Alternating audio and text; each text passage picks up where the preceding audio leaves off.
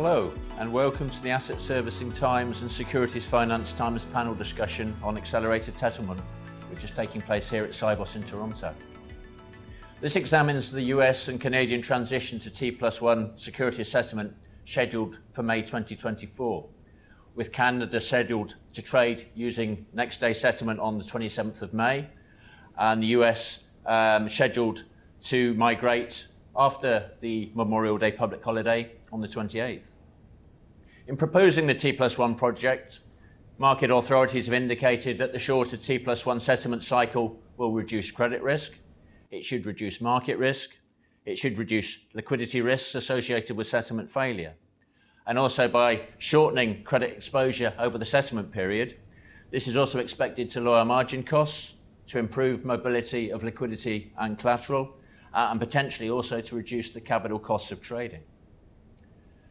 Additionally, this may also drive further automation of the transaction life cycle, encouraging further infrastructure modernization and forcing those firms that are still hanging on to manual processing and communication to upgrade their workflow.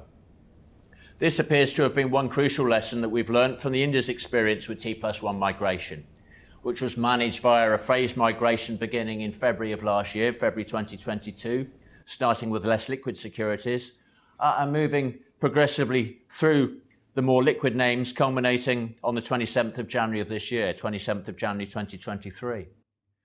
Certainly my contacts in India indicate that one primary message that we can learn from India's experience was that it was essentially sink or swim for those firms that are still relying on using manual communication and paper-driven processes. T+1 has essentially forced firms to adapt or perish. And for those firms making it to the other side, those firms that have adjusted to working within a T+1 environment, it's been necessary not only to upgrade their technology, but also to make significant changes to their settlement culture and behavior. It's not just a technology thing, this is very much dependent on culture and behavior as well. In this session, we're going to examine the transition proposal in the US and Canada in more detail and in comparative context. We'll ask how this impacts different types of market participants and different types of transaction, including securities lending and financing transactions. What is the upside of T+1 and what are the points of complexity? I'm Bob Curry, Group Editor at Black Knight Media, editing Securities Finance Times and Asset Servicing Times. And I'd now like to give a word of thanks to Equilend, who have joined us today as our sponsors. So thank you so much. So I'm just going to start from this end of the table, starting with Ron Landry. Thank you. I'm Ron Landry. I'm Head of Product and Canadian ETF Servicing here at CIBC Mellon. And obviously great interest in T+1, both from a custodial standpoint and obviously the ETF market here in Canada is going to be impacted. Thank you very much. Mike Norwood. Hi, I'm Mike Norwood. I'm the Global Head of Trading Solutions for Equilend, a fintech providing technology services to the securities lending space across trading, data, and lifecycle management. Thank you, Rebecca. Hi, Rebecca Floor. I run our custody business for North America at Citibank. Thanks so much. And Sudha. My name is Sudha Dere, and I work as Head of Operation for Abu Dhabi Investment Authority, a sovereign wealth fund based out of Middle East. Currently, I have a consulting firm called Soterium, and we help asset managers and small firms particularly in helping their technology transformation and settlement cycle and investment operation. Thank you very much. Okay, let's cut to the chase and get the ball rolling if we can. Let's look a little bit more closely at the rationale for T+1 and where this will have greatest impact on your particular space in the industry. Rebecca, if I could start with you maybe. Where will this affect your firm most of all and the clients you support? Well, I think you hit on the key word there, which is clients. So we certainly have a big program that we're running across the firm to be ready for T+1. So it's not just a custody phenomenon, it's greater security services, as well as we work with our colleagues in global markets, certainly securities lending, which is a part of security services, but other groups as well. So it is a firm-wide phenomenon, but I think the key word in your question was clients. And where we see the biggest impact is how we can help our clients prepare for this. We provide custody services to a very global client base, which introduces all kinds of complications in terms of staffing, certainly technology, But as you also mentioned, behaviors and things like that are certainly of concern, and it's a big effort to the reach out and communication effort, engaging consultants where necessary, and things like that to help our clients prepare is definitely the biggest challenge. Thank you, Rebecca. Mentioning consultants, I mean, you're supporting a wide client base. Yeah, exactly. So in fact, clients, there are different sizes of clients and different, kind of asset managers or asset owners are there, and they have different problem. And some of them are really lagging behind in technology. Still now, if I say that they are using manual settlement process, you will not be surprised. So we find some are really behind it. So T+1 will force them to go into modern technology or help the whole settlement process to be modernized. So we find a huge opportunity to bring technology into the financial service world. And are some clients more behind than others? Yes, definitely. Some of them are, they thought that, okay, 2024 is a long way away, but which is not, like only a few months left. So now they are kind of, oh, it's May? Well, I didn't know about it. So something like this. Thank you so much. Mike, just, you specialize in the financing space. Does it have, very specific implications in that segment? Yeah, I think it's a little bit different for us just in the fact that we are an over-the-counter market, right? So I think if you look across our clients, and, I've heard clients and problems, and, we're in the business of providing solutions. We are up already, 23.5 by 6 in terms of system operation readiness. We're processing transactions around the globe and around the clock as it stands today. I think if you look at the volume of activity, the bulk of all of the trades executed on our NGT platform are happening on a T0 anyway, right? So I think as you look at the implementation of T1, we hear a lot of concern, right? What does it do for us? What does this do to our operational processes? Are we ready to settle? Are we accurate enough in terms of match rate? Are we going to have enough time to source the liquidity to cover our short position as and when we need to? And I think the tools are out there, right? And I think if you look at the last 5 or so years with SFTR, CSDR, if you look to the future at 10C1, I think, as you say, the manual processes are under pressure. If you're still using a lot of manual touch points in your workflows, you're probably going to want to reconsider that. And the folks who are well placed right now are the ones that have addressed that through some of the early initiatives. They haven't band-aided those processes. They've looked at their operational a little more holistically. They've started to implement technology. They've removed some of that operational risk and some of those bottlenecks. Thank you. Ron, what's keeping your telephone ringing? And I think it really is clients getting ready for T+1, right? So, I would say it's the client problem more so than anything, is them getting ready to be technology available for T+1. We still, historically have clients who would like to email trades, fax trades would be a comment that we would hear at times, and that just needs to go away. It's really, I would say our larger asset managers, asset owners have migrated to, order management systems like real tools, whether it's using Swift or SS&C Net or even our own internal trade capture tools.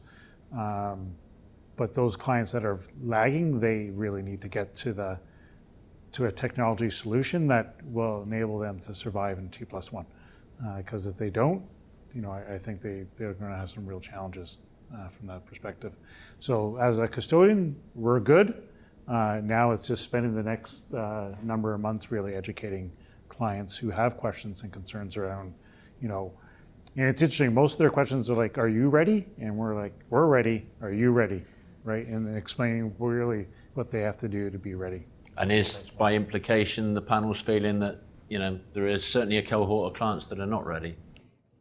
There are definitely geographical challenges. So when you think about, it is technology and certainly a review of any manual touch points, and there are still a lot out there. So I think that's definitely something to think about. The second, you pointed out as well, is behavior and also staffing. I think thinking about clients out of Asia and the trades needing to be affirmed on trade date, on a Friday, that's a Saturday in Asia. So logistically, how do you make that happen?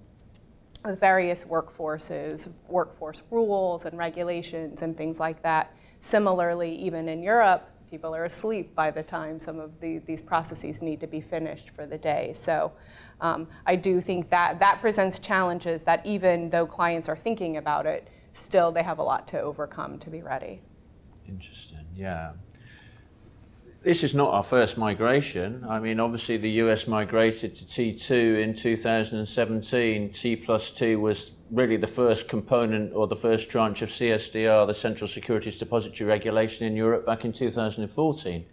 So we have been shortening the settlement cycle over time. To what degree did those migrations strip out some of this inefficiency? I'll start, and I'm going to say probably not a lot, right? So, I think moving from T+3 to T+2, everybody still had a day. So people are taking advantage of that day, and things that they should probably have automated and or have done between trade date and T+1, they're doing on T+1, saying, if we run into a hurdle, we have another day to sort of iron out the kinks. And I think, I don't think a lot of people really thought about, we're bringing it a day forward, but we've really compressed the amount of time to actually solve for any hiccups in the process. I think we've heard kind of largely that move, I think a lot of places accomplished by putting more people on some processes, not necessarily changing the technology itself. Whereas a T+1, that becomes close to impossible. Sorry, Sudha. Yeah, apart from the staffing problem, of course, small firms cannot afford technology change also. So this is quite expensive. We have to understand. It may be quite okay for Citibank or CIBC Mellon, but imagine a small asset firm probably implementing a system is somehow not very feasible. So, but T1 will force them to reinvent the whole process, back office process. So this will save their manpower, or whole entire risk management will be improved. That's what I believe. But by that point, Sudha, you've raised the point that it can be quite expensive for firms to migrate, particularly for small firms. Will firms have the resource that they require to get to where they need to be? They have no choice, but it's going to be, potentially an expensive migration for some. It will be probably initially an expensive migration, but over the years, probably they will find the benefit out of it. So that's the way I take it, that probably it's initial pain, but long term it will be beneficial for the industry as a whole. I think that's the natural case anyway, right? I think the longer that you wait to make those transformative technology changes, the longer it takes you to get your data sort of normalized and standardized. Agreed. The sooner you get to digital, the cheaper it actually is, right? The longer you drag this out, the harder it is to kind of pull things back and change that institutional behavior. And it's change of habit as well, because probably sending trading confirmation by email became a habit. I used to do that for last so many years. What is the problem? Why you are not accepting it? So this kind of challenges may come from the client also. Because to that point, it does seem remarkable to me. Not long after I came into this industry, we were talking about migrating to T+1. It was 2001 and the SAA decided to postpone because the feeling was that parts of the industry were not ready. So it's taken quite a lot of time really to move to the situation where we are trying to get ready and move ahead. And maybe this has kicked some of these inefficiencies down the road, so to speak. Yeah, and this one's a little different because now it's the regulators that are enforcing this change versus I think the one in 2017 was industry participants that was driving. So I think people have to be along for the ride on this one. Yeah, I think so. Yeah, I just want to point one thing, Bob. Rebecca mentioned about it, the time differences. Say for a client in Middle East or Europe, it's quite daunting for them to take the settlement cycle in US within a day because of the time difference. Mm-hmm. So this is a challenge, no doubt about it. Sorry. All I was going to say is, look, back in 2001 and you compare it to now, technology's come a long way, right? There's obviously a lot more adoption. I think just from a regulatory perspective, if you're an asset manager, if you don't have the technology to properly manage your portfolio, regulators would have probably been saying what exactly are you doing, and then I think the pandemic really helped. Like all of a sudden, people are at home, don't have access to fax machines, things that they were relying on, or even printers, right? So I think that helped push some of the stragglers, but I think there's still stragglers out there that are sort of holding back and thinking that they can work their way around the solution. Interesting, yeah. I mean, let's just drill down a bit and look a bit more closely at what practical steps and implementation challenges we need to negotiate to transition to T+1. I mean, we've talked a little bit about electronic trade matching, obviously, electronic confirmation, affirmation. I mean, certainly US side, we're going to be dealing, Canada too, same-day affirmation or close to same-day affirmation is more or less going to be a requirement to manage this. DTC's got an affirmation cut-off at 9 o'clock p.m., 9 p.m., 2100 hours on trade day. So we're dealing with a slightly different world here.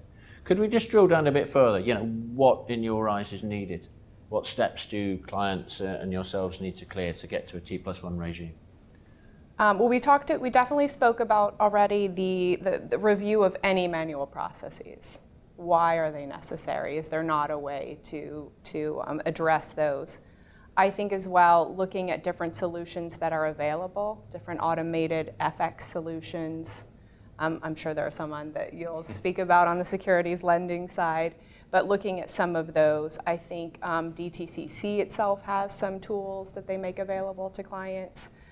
So certainly using those technologies as well as custodian-led solutions.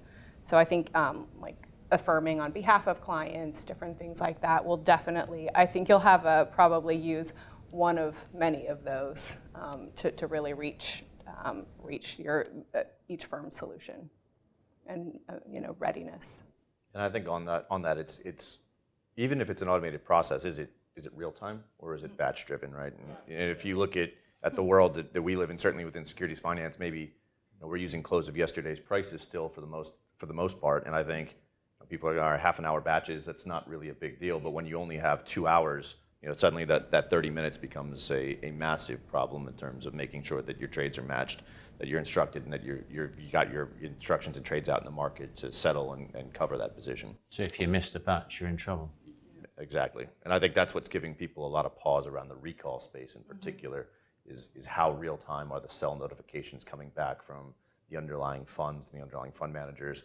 How often are they being processed? How often is that being compared against your outstanding inventory to identify if you need a recall or not? Yeah. And that's really where people are getting concerned. Now, when it comes down to it, there's not a whole lot different than today's environment, right? We're still talking about a mismatch of a day between sell notification and recall issuance. But I think, again, in today's world, there's that comfort of a day in the middle to work out any problems. And when you start to say, maybe I'm only going to be able to issue the recall on the settle date of the sale, people have a philosophical issue with that, right? Whether there's real risk, I think, in general, you look at our industry again, the liquid names, the GC names, they're going to come back on time. It's going to be the handful of really highly in demand. There's a lot of short interest on positions that are going to be tricky to get back, starting in June of 2024, that are the same problems today. Just the temperature around them is going to go up a little bit. On that point, Mike, whilst you're there, I read the latest update report from IZITSI Europe talking to some of these points, and there's speculation that maybe lenders that are worried about, recalls and getting their stock back may be discouraged to lend. This is a chestnut that comes up time and again, but is it a real concern? Potentially it could be. I think we raised the specter of cost already, right? Either putting bodies or technology against something. If you're having to hold back buffer and if you're unable to lend the full position that you'd like to lend, does that change the economics? And at the same time, we've speculated that after CSDR, we speculated that after FTR, we had potential concerns around ALD. But in the end, there's money to be made in the industry. I think it works relatively efficiently. It's really, the edge cases that are the problems. And I think for the most part, where practicable, people will stay in. And I think it makes sense to stay in, right? There's technology available. I think there's solutions that can mitigate risk. And I think as long as you're making sure that your providers are offering a solid, relatively high level of automation across all these transaction types, you can get comfortable with it. I think it's probably like a lot of other moves or regulatory changes that we've seen where there's an adjustment period and then it'll normalize. So I think you mentioned that kind of on the resourcing side of things. Certainly, I think we'll see that. I mean, even just practically, well, there's going to be one day of double settlements, right? So, but certainly a longer adjustment period than that. And then, as with everything else, we'll see the behaviors adjust, and it'll be different risks that you're managing, right? Versus now, I think now, of course, we have longer settlement cycles, so more settlement risk. In the future, it'll be a little bit different. You could be, if you're looking at a whole portfolio, when you're selling international securities to fund U.S. securities, there's a difference in settlement cycle, so a different risk to manage. Probably cause more friction and noise at the beginning, but we'll see adjustments, and probably pretty quickly as well. Yeah. And I think one of the things that we're encouraging people, and I think you'll see the habits change, especially on the asset management side, is start reporting your trades more often and sooner, right? A lot of managers sit on their trades until the end of the day, they run them through their systems and then report them next morning. Well, here you have to report. We're not as stringent as the US, but it'll be 3:59 a.m. on T+1. We have to match. Yeah. Right. So we're expecting our clients to have trades in by 3 a.m. on T+1. So, obviously, the sooner you get your trades in, the easier it is for recalls. Obviously, we've been doing this with ETFs for a while, where obviously when ETFs are trading, it's a basket of portfolios. So from a lending perspective, you always need a buffer. I think you'll just start seeing natural buffers go in, so that people have some sense of de-risking until we can get to a better technology solution, more real-time trading, more access to that information. But I think there's opportunities to still have a robust sec lending environment, and just through client change and adoptive or habit-changing sort of concepts. Thank you. I want to come back to a couple of those points, but I do want to just Mike mentioned about one thing, that batch process and real-time process, and I think it's a huge change of behavior. Batch process sometimes, and again, like people wait for the last minute to send the instructions, so that whole mentality will be changed, or will be forced to change. So I think this is a good positive effect will be on the whole industry. That's the way I take it. Are there other elements that are crossing your discussion point with clients at the moment? I mean, there's clearly a whole shopping list of other things that people need to tend to, updating standards. FX is another issue. I mean, particularly the international client, FX will be another. So tie up with the FX settlement, with the trade settlement will be an issue, and that has to be addressed also. So for an Asia-Pacific client settling in the US, Exactly. Getting the FX sorted out, Just still on a different settlement. So absolutely, there will be a mismatch there. So they have to have the fund in advance, or whatever it is, they have to arrange it. They cannot just do it FX done behind trade settlement. No. Indeed so. Let's just talk a little bit about the solutions. We've touched on, some of the solutions that have come to market, that are coming to market, that some of your firms probably are setting in place yourself. How are you helping the client? We're not building anything really new specifically for T+1. I think if you look at the securities lending industry in particular, there's been a reliance on automation, a growing reliance on automation over the last 20 years. Right? So, Equilin's been around since 2000. We started off with an Autobar platform. It was automating GC, general collateral trading only, but it's gotten to the point where we're now mixed across equity, fixed income, general collateral, hard to borrows. Right? We've seen composition of trades that are coming through our pipes change over the years as people become more comfortable with that level of automation. It's a massive behavior shift for our clients. I think if you look at the trader's role, it's changed to more book management rather than trade input and execution. And that's been a hard sell to say, hey, relying on automation just makes you better at your job. It's not sort of replacing your job. It's just changing your focus and allowing you to, again, profit maximize by focusing on the greater volume of outstanding contracts that need to be trued up. Right? So We've gotten there in terms of trading. We're launching a DLT solution to eliminate the need for reconciliation across the securities lending industry. That's more of a strategic play than a specific T1 play, but certainly ties in. I think if we look at the evolution of things, again, you talk from SFTR, CSDR, T1, potentially 10C1 that we're waiting an update back from the SEC on. It's all incentivizing more velocity of information. It's all making sure that you're matched, that you're reconciled, that you understand that those contracts are going to settle with a high degree of efficiency. And if we look at our solutions, again, the uptick, we've seen we're trading about 115 to 125,000 contracts a day. The break rate, so when we compare our execution data to our reconciliation data, we can see that a trade that was executed on platform has a break rate of less than 1%. Things that are executed sort of via voice or chat, you're talking more in the neighborhood of 20 to 30%. And that's just due to the fact that there's a tremendous amount of data that is relevant that needs to be input. If you look at SFTR, there's 160 odd data elements that need to match. In everyone's best interest and sort of trying to keep static data in line doesn't always work as well as everyone would like.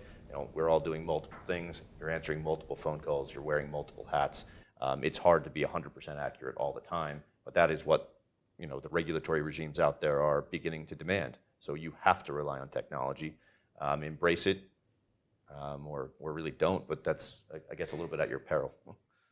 So this is going to be a tipping point to push more. I mean, working outside of that electronic format. It all comes together, right? I think cumulatively, you're getting to a point that may be a tipping point. Whether this is the straw that breaks the back or not, I don't know. I think everyone's well aware of it at this point. It's certainly received a lot of conversation. I know in Canada there's been a little bit less of a runway than there has in the U.S. So certainly if I'm up here, all of the conversations that I'm having with our clients are mentioning T1. But I genuinely think for securities finance in general, we're going to be in relatively good stead. Again, the solutions are out there. People are aware of them. They're adopting them. We've seen automated return processing across our platform grow substantially. We've seen automated recall processing grow substantially. We're running 40,000 returns and 1,000 recalls a day on average. So things are trending up. People recognize the benefit, and they're looking to pick up automation. Interesting, yeah. We had the technology in place as well, so I think that's a similar story at Citibank. However, we are just making sure that we're making available all the functionality that we've already been using, making that available and communicating with clients about it.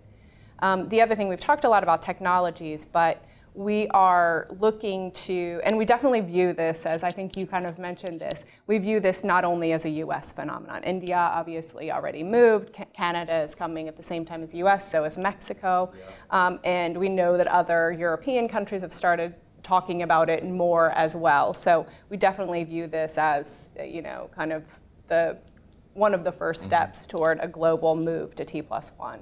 On that note, just making better use of time zones. We already have staff globally, so making better use of that to help support our clients in that time zone or with various processes, making sure that we're using our technology to the best that we can to enable our teams globally to support clients in the manner that they need supported for this. So that's definitely some things we're doing, not necessarily in the end more staffing, but moving some different support functions around globally. I think, and that'll be an adjustment period as well. But that we're definitely making concerted efforts to do that. Finally, I think if we go back to technology, again, we have some tools already available, but auto FX tools, FX Pulse, auto FX. Also, we have some execution to custody capabilities that'll take the uncertainty around the affirmation process away for clients who could benefit from that. So existing functions and technologies, but maybe communicating more broadly about the availability of those to clients. Thank you. I'll let Ron speak, and then I'll come back on some of those points. Yeah, and Now I can consider. Sorry, Ron. Yeah, one of the tools that we've brought to market is a predictive analytics tool that allows clients to sort of see where their trades are in the life cycle and the likelihood of them failing, Yeah. so they can actually proactively address those. We can proactively address those. We also have an instruction capture tool, so clients who can't deliver messages through Swift or other electronic formats, they can use that to upload directly in. And then obviously we're fortunate enough to be part of a global organization, so we're able to leverage centers of excellence around the world, which we do already, and it may be just changing their hours of operations to more align with what we need them to do from a selling perspective. So as we're needing to do stuff overnight, we'll utilize those resources so that really we're only dealing with the stragglers in the morning when we get in. So again, it's a sort of around the globe, follow the sun type approach to process management. Sudha, I think, did you have a point? No, I think Rebecca mentioned about India.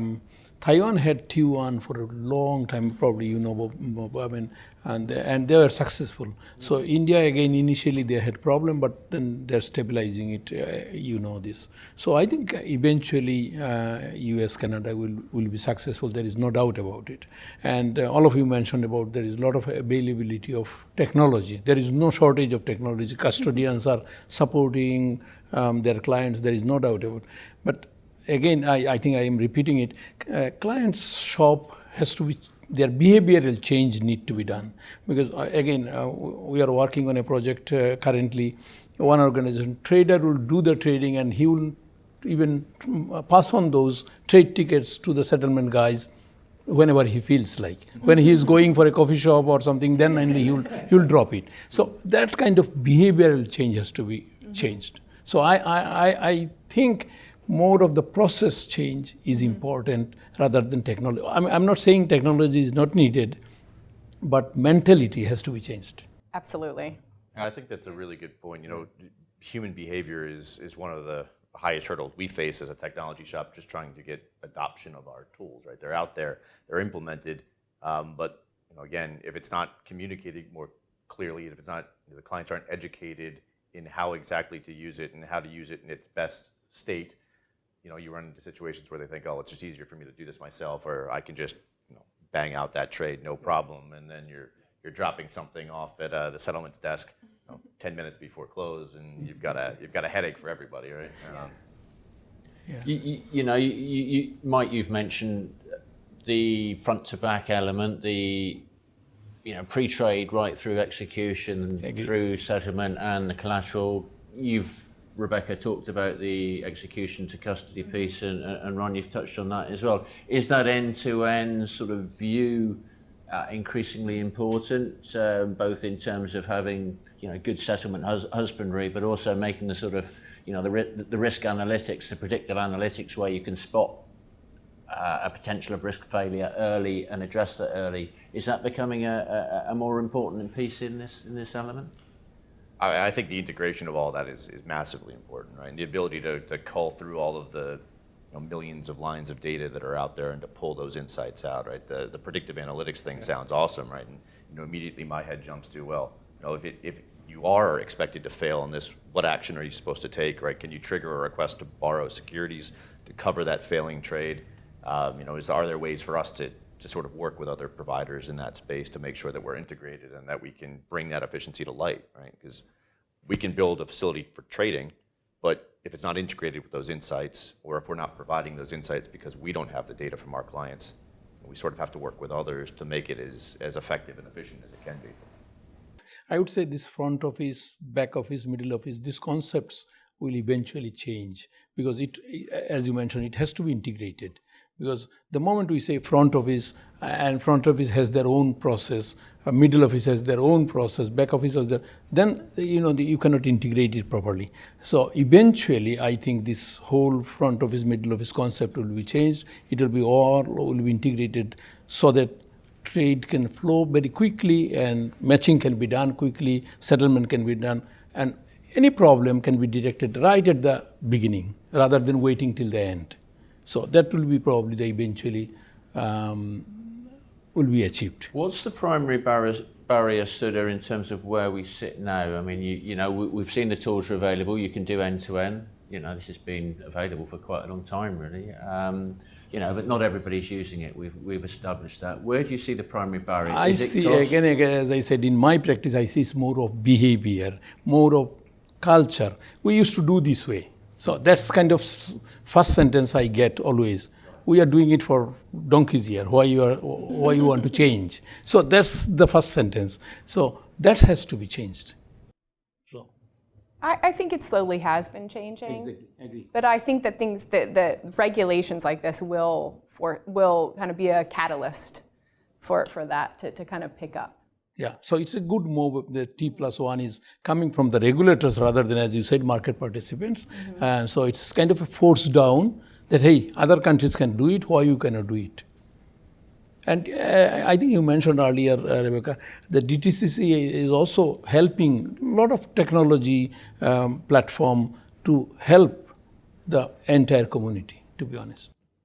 Because sorry, Ron. And I was just going to say, I think, a lot of this regulatory change may just force firms to think about what are they good at, what's their purpose, and say, everything else, we're going to find someone else to figure it out for us, right? And whether that's it's an asset servicing firm or some other sort of firm or technology, but I think this may just drive them to say, okay, this is what our purpose in life is to be, and then, let's get out of the areas that we're not effective in. So greater specialization probably will come alongside this. Yeah, I mean, certainly because this is a regulator push, I think, and there are pieces that are aimed at registered investment advisors, there are pieces that are aimed at broker-dealers, so certainly it's all encompassing this time. So I think this specifically will drive a little bit more of that behavioral change and integration from what was traditionally front office, back office functions. What about firms' cost allocation? I mean, with a fails regime in place, if you fail, you hit a cost. I mean, some firms may be allocating that according to desks and business lines, and that's probably the way it should be. But one suspects not everybody is. And again, Basel implications here. It's not just the trading, but the associated capital cost of trading we need to take into account. Are these things actually forcing firms to look more closely at the integrated cost and inefficiency of their trading and their post-trade elements rather than simply the trading element and forgetting the rest? Definitely, and I think they haven't mentioned specific penalties for this yet, not like CSDR. However, the pieces are in place at least to be monitoring those different pieces of the whole chain. And so I think that'll be a key element to kind of education and seeing at which point in that process are we failing, is a different firm failing, and then I think assessment of what to do about that. Thank you. Mike, just from a sec finance standpoint, I mean, we've talked about some of the gotchas, some of the challenges, some of the pain points, but let's just broaden it, across some of the wider elements. You've got the collateral piece, collateral settlements, we've got collateral mobility, we've got a whole load of other factors in there which, are very real cost and efficiency. Yeah, I mean, I think the entire life cycle of the securities lending trade is under pressure, right? We're doing a lot of it on a T0 basis today, but I think if you look at T1 and the fact that you're probably going to see some more demand from a fails covering perspective, it's just going to increase probably substantially the number of trades that are executed same day. It might increase the number of returns as ultimately, at the end of the day, you thought you were going to be short, but then something settled and you sat long, so now you're returning position the next day. So I think you're going to see more transactions across the board. And I think that puts pressure on operations both from a reconciliation perspective, right? So even within securities lending, you still have to make sure your settlement instructions are matching. You have to have some time to make sure that everything's gotten out to the market and that you've got time to remediate any issues. You're going to have to make sure that you've taken in collateral or pledged collateral in advance of settlement, and that's an entirely another process that is linked to other settlements as well. So you've got the settlement of the collateral instrument, you've got the settlement of the loaned instrument. So again, wherever you've got manual touch points, wherever you're not well integrated with technology, you're going to have some friction. And you're going to have some challenges, right? And I think, again, if you look across our industry, not all of it's real time. I think from my perspective at Equilin, we can sit there and say, yep, we have the ability within our Spire platform to offer real-time inventory management. We can take that through execution With NGT, we have exposure management that's linked to the tri-party providers for the exchange of like RQV and monitoring the settlement of that collateral instrument. So we do have tools in place, but that said, there's still going to be challenges around the cash side of things. Right? So cash reinvestment vehicles, if you got late settlement, can you redeem? Can you invest more late in the day? Do you have a place to achieve a yield on that cash? Maybe, maybe not. Generally speaking, you try to keep them relatively stable after about 1 p.m. Eastern time. You might not have that luxury anymore, right? So what do you do with that cash? How do you invest it? You know, that's a challenge that folks are going to look for answers around. Not something that we currently have a solution for. That's something that sits kind of on the custody side more generally. But again, I think that's just every leg of a securities lending transaction. Then you bring it back to closeouts, sell notifications, and the ultimate recall and return. Right? There are tools out there to help with most of those pieces, but you have to be using them. They have to be integrated. They have to know how to use them. Right? And I think generally speaking, if not every participant is on one provider, there's more impetus on technology providers to be interoperable. Right? How can we make it easier for clients to leverage these tools? How can we make it easier for clients to link a transaction that's partially executed on one side and partially executed somewhere else on the other side? How can we connect those dots? How can we make sure that we're giving our clients their best value? Again, if you look at the DLT solution we're working on, it's ultimately transaction indifferent. If you execute it on NGT or any of the other providers that are out there, the same thing with returns or recalls, we'll be able to take that back on board. We'll be able to make sure that we're maintaining that single source of truth for the contract. That's a first step for us, but I think there's probably going to be more pressure on technology providers to be a little more flexible. Interesting. Ron, Rebecca, I mean, you seeing this piece of? I would just add to that. I think obviously the technology solution is one piece. Then go back to kind of location optimization and using locations so you can take advantage of time zones. So you don't necessarily have to wait for people in the U.S. to wake up to start the recall process or different things like that. Those are the types of things we're thinking about, in addition to hopefully leveraging technology, but then having staff available to really take advantage of that. And what about the cash reinvestment piece? Has that been featuring highly in internal dialogue? Absolutely, all of it. Definitely. We have again, I think, thought about that. I was kind of honing in on the recall process and some specific conversations we've had, but definitely the cash reinvestment. I mean, all of this and client funding models as well as our own. Those are all the conversations we're having now. And not to beat a dead horse, but I do think the recall piece has gotten the lion's share of the attention within securities lending in particular, but maybe not the biggest impact overall. The collateral management piece may be a little bit more punchy because again, we issue recalls, we can get recalls back in a relatively accelerated manner for probably 99% of the loans that are out there. It's the 1% that's always going to be the problem. But this cash management piece may be a little bit more impactful. Absolutely. Yeah, and I was going to say, look, I think Canada's been fairly fortunate when you look at the rules that have come in around matching, right? So we have a rule 24-101 that you have to match by T+1 at noon. We're like at 98% already. So worst case scenario, assume everybody blows through the three. Like we got 98% of trades matching by noon on T+1. What it does do is put a lot of pressure on the latter half of the day to get things done. And that's where, once you get past 2 o'clock and trying to get all those settlements done, that's where I think you're going to have a lot of pressure on the depositories to actually get those settlements done. But getting the trades into us, having them match, I think will be okay. It's, maybe pushing it up a little earlier, but I think if they're in our shop, we're gonna be able to get them the job done. That's just an educational and behavioural thing. You can't get the client to send it. There's some complexities that come on board.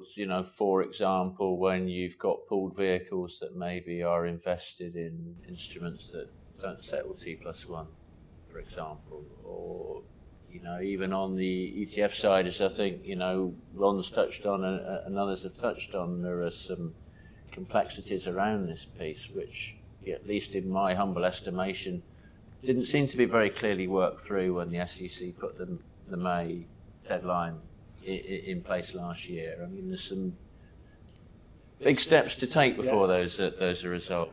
Yeah, and I think we've been fortunate. We have obviously the Canadian Capital Market Association has a task force around T+1, sort of dealing with a lot of these things.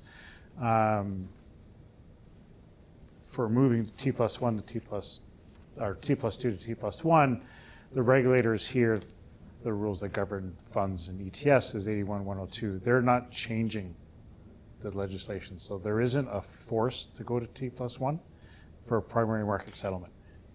I think where maybe people didn't sort of draw the map to, okay, what does that mean to the secondary market? I think was missed, right? So you can have ETF that has a bunch of securities that settle underlying T+2. You're going to say, I'm going to leave that T+2. Well, the AP needs the ETF units in order to settle a secondary market that's selling T+1, right? So I don't know that people sort of did the line, like what's the downstream impact of not changing that legislation? So here in Canada, we're like, okay, how do we address this? Because the APs are saying this is going to have an uptick in fails. So we're going to the regulators and saying, is there an opportunity for us to introduce collateral as a mechanism to help stave off some of these fails that may occur? Yeah. So we are going to put a proposal to the CSA, almost in lines with what happens in the US, to say if they can't deliver a position, give us collateral, we'll give you the ETF units and basically stop a secondary market fail.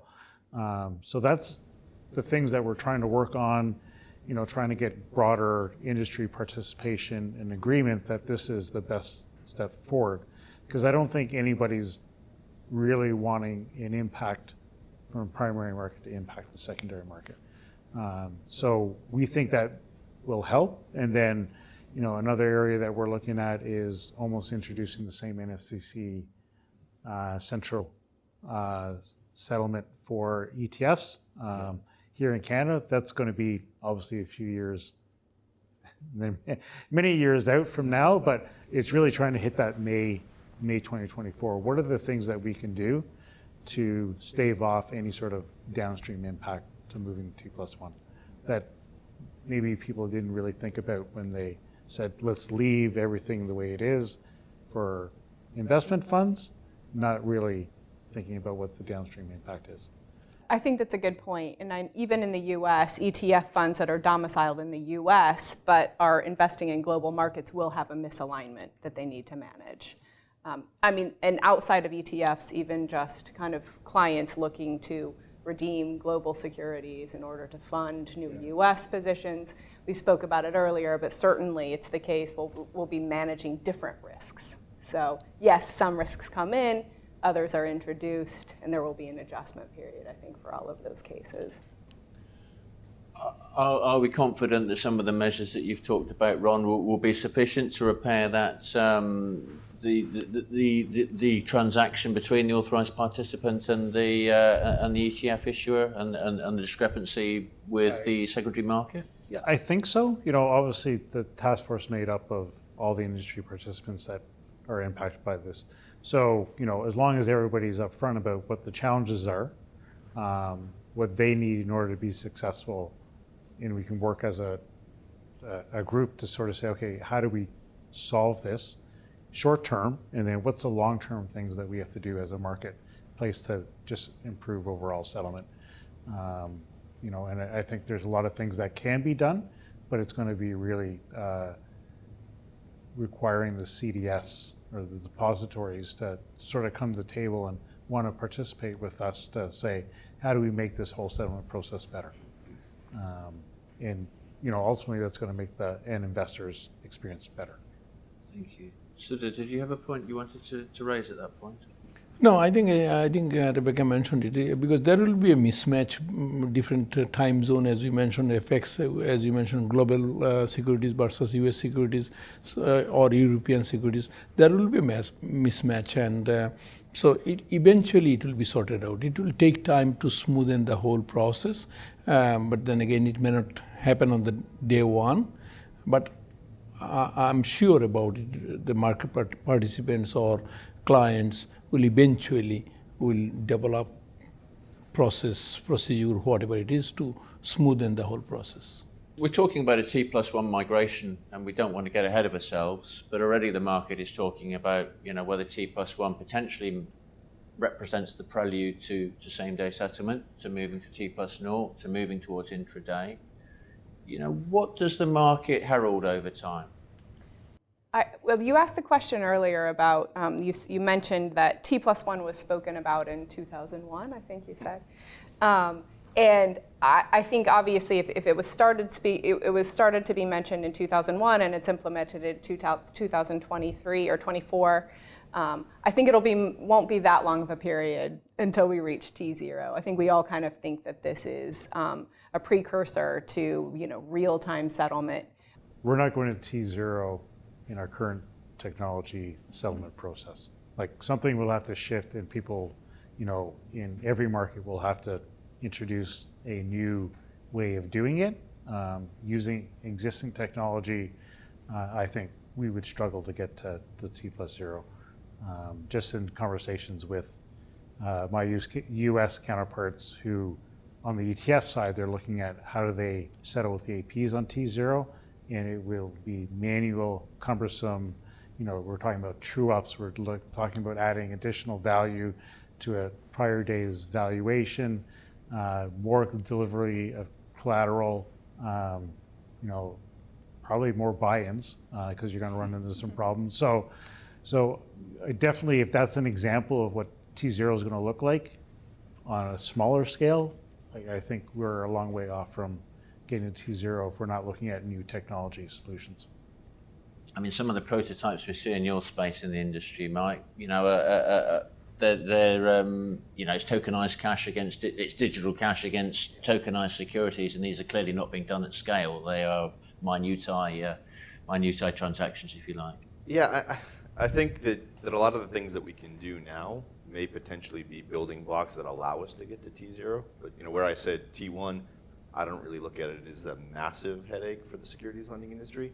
T0, that'll raise some eyebrows, right? I think that even relying on some of the technology that we have, the adoption of integrated technology, again, right? That becomes that key word to take it all the way from analytics through cash management, through settlement, through books and records, right? There's so many analogous processes and integrated touch points that you haven't really thought about or considered that would need to be modernized to get to a place where you really could talk about real-time settlement. And I think you start to talk about netting, you start to talk about real-time cash settlement. Like there's just, again, tokenization potentially can help, right? There's a lot of maybes, right?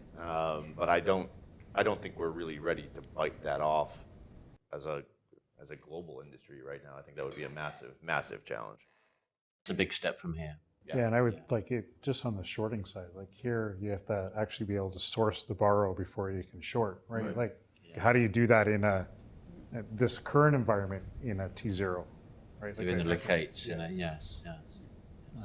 So it definitely could be challenging. So yeah, it is going to be a huge change, both from a current practice and technology, and I think it's going to be baby steps. Maybe picking securities that we know will work and trying that out, and then going from there. I don't think it'll be a broad scale. Let's move everything to T0 over a weekend.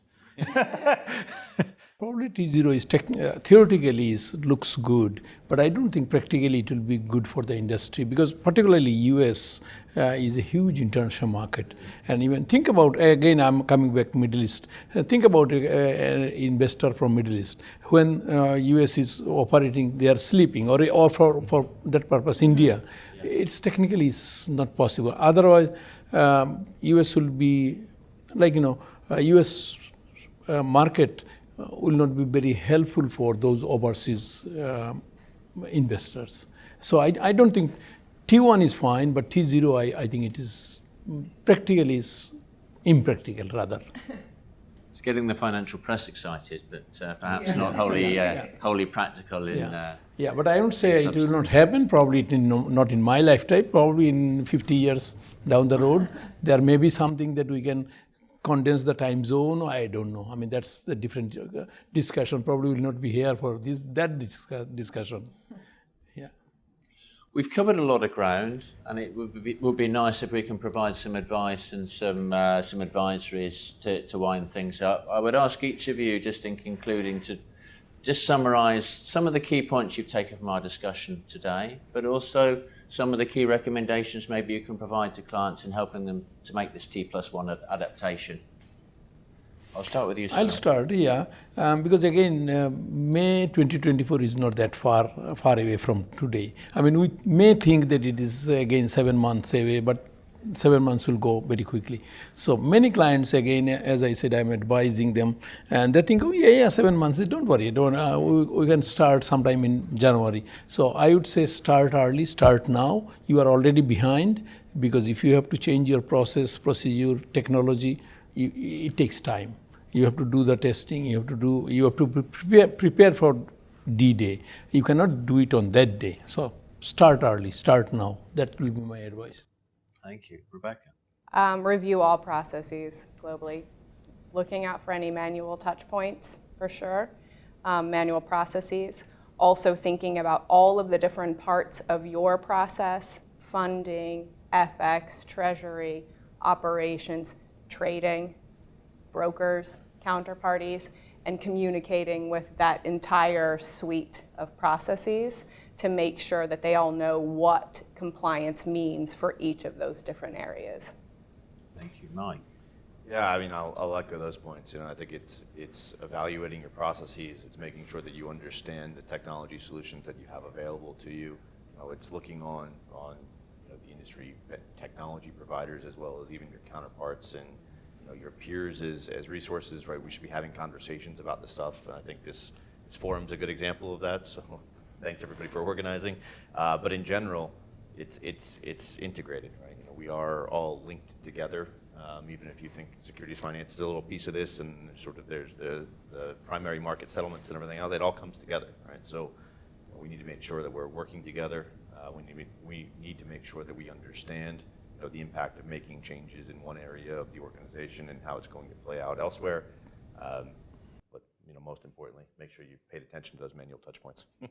Thank you, Mike. Excellent. And final word, Ron. Right. I'm gonna have a tough time trying to find something to touch on, but I think it really, especially our clients, it's really coming and speaking to us and talking about what are we doing, what can we do to help them, what they should already be thinking about, where should they be going, what additional tools do we have available that they may not have been taking advantage of. There's a lot of things that we have, even from an API perspective, that they could build to, that they can remove that whole, well, you send me this email with this file and I got to load it up, versus, really just having machine talking and eliminating that human interaction where somebody has to physically be there to do the job, and instead just ingesting into your systems. So those are the things that people need to start thinking about, things down the road in the future. How can they automate things versus, oh, somebody needs to be there to accept that file, open that email, and load it. It's really just, how do we do that? Whether it's through SATP, whether it's through API, but there's lots of tools that are available today that they aren't taking advantage of. So how do we help them sort of get there? And that's why it's talking to firms like ourselves. And we have the information, and we know we're ready to go. Now it's really just helping them get in there. Yeah. Perfect. One more thing I just want to add. A lot of companies or firms, they need to review their service level agreements with their custodian, with their clients, both ways. So service level agreement is maybe done pre-T1 situation, so that has to be changed. Yes, we've not really touched on documentation and such like. Exactly. So this is another important thing, has to be reviewed well in advance. And I think Mark mentioned about that one, that they have to see who is doing what. That's important. Thank you. Most interesting. Thank you for your expertise and for your time today. It's been great to get together to talk about some of these T1 issues and hopefully to provide some recommendations in terms of helping your clients get over the lines.